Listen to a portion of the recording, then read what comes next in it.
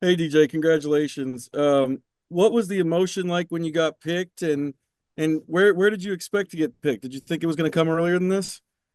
I mean, really, this was on time for the most part. People was telling me 3 through 5, so I really just kept on praying on it. And once I got that call, man, I unexplainable. Like it was unexplainable, man. James, DJ, I'm seeing a smile. Obviously, congrats again.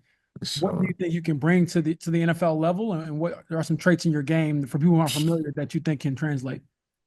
man, productivity, man. That's the main thing. Just immediate productivity, like wherever special teams, whether that's on offense or whether that's just competing in the room to help other people better, like just like in the weight room, anywhere I could like, immediate production. That's the main thing. And just have some worth on the team.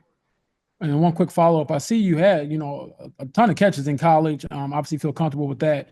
How did you develop your pass catching ability out of the backfield? Just getting on the jugs every day at practice. Um, just catching every day before, after practice, during practice. Just confidence, just knowing like I've been catching my whole life. It ain't no different from catching when I was in the backyard playing backyard football. It's the same thing. Just having that confidence and belief in yourself. Chap, DG, how much interest had the Colts did through the process show in you, or was this something of a surprise? I mean, I talked to the coach and I had good meetings with the coach. I'm not gonna say I was surprised. I came back down there for a recheck and different things like that. So I've been around the facility. So no, I wouldn't say I'm surprised.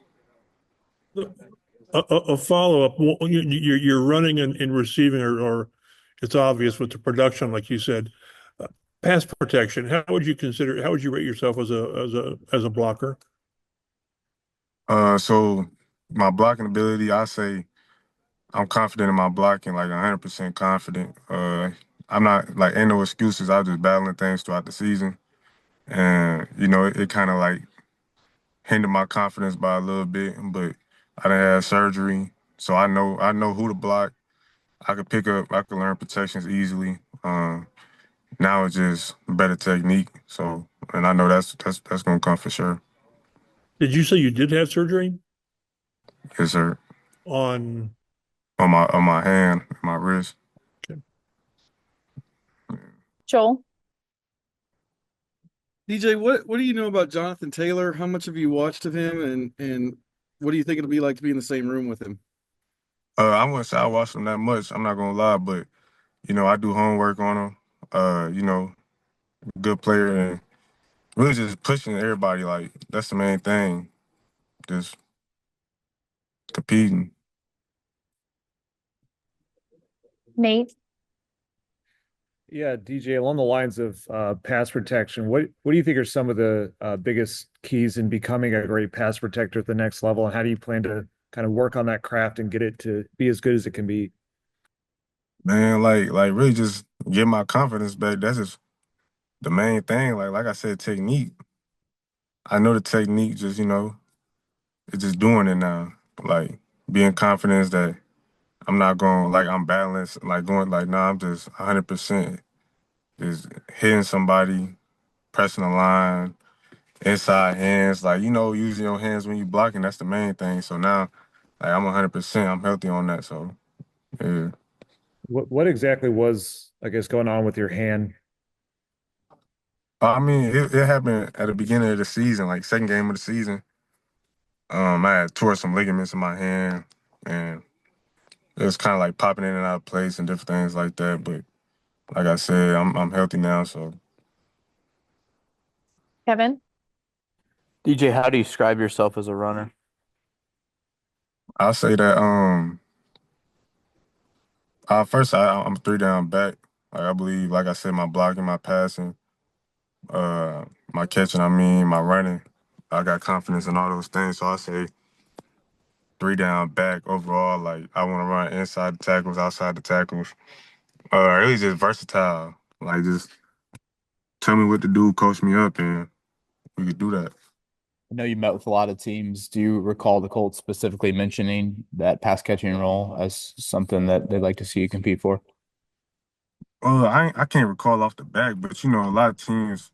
That's the main thing they were saying. Like, they want a running back that's versatile. They don't want just no two down back, one down back. They want a back they ain't got to take out the game or worry about taking out the game. So James?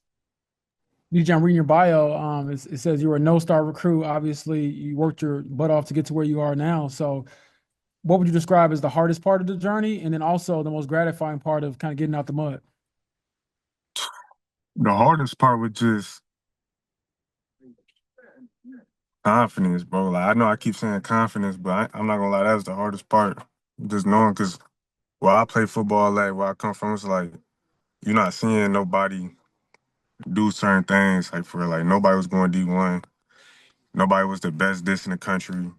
You know what I'm saying? Like, so when you make it to that next level, you like, oh, everybody was like the best in the country. Everybody was this and that, and like you kind of like doubt yourself a little bit because you went around all that. But like just stand down, keep working, gaining confidence was the hardest thing. And then you said, what was the other part? I said, what's the most gratifying part of staying down and getting out the mud, and now you can call yourself an NBA? I mean, not NBA, NFL player. Oh yeah, so the most gratifying part is just trusting the process. I ain't gonna lie, like never giving up, putting my faith in God, listening to the coaches, trusting my teammates, like it just overall just never giving up, trusting the process, and then being an inspiration to other kids in the community that want to be where I'm at or want to go down the same route, but just they down themselves. So like just being the example.